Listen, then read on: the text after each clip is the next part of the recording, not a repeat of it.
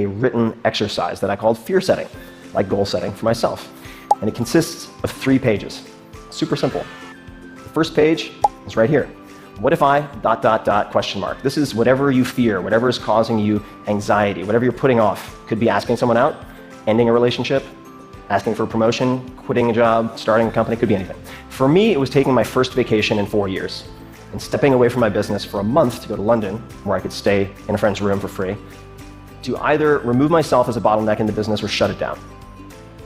In the first column, define, you're writing down all of the worst things you can imagine happening if you take that step. And you want 10 to 20. I'm not going to go through all of them, but I'll give you 2 examples. So one was, I'll go to London, it'll be rainy, I'll get depressed, the whole thing will be a huge waste of time.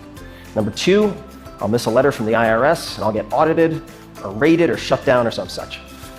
And then you go to the prevent column. In that column, you write down the answer to, what could I do to prevent each of these bullets from happening, or at the very least, decrease the likelihood, even a little bit.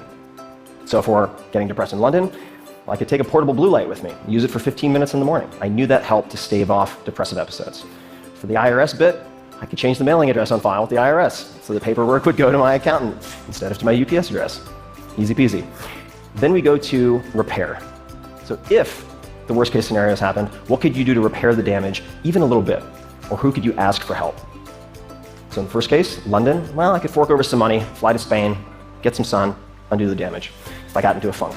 In the case of missing a letter from the IRS, I could call a friend who is a lawyer or ask, say, a professor of law, what they would recommend, who I should talk to, how had people handled this in the past.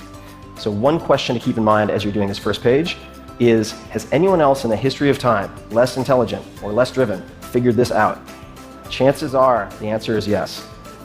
The second page is simple.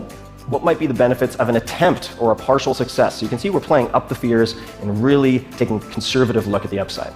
So if you attempted whatever you're considering, might you build confidence, develop skills, emotionally, financially, otherwise? What might be the benefits of, say, a base hit?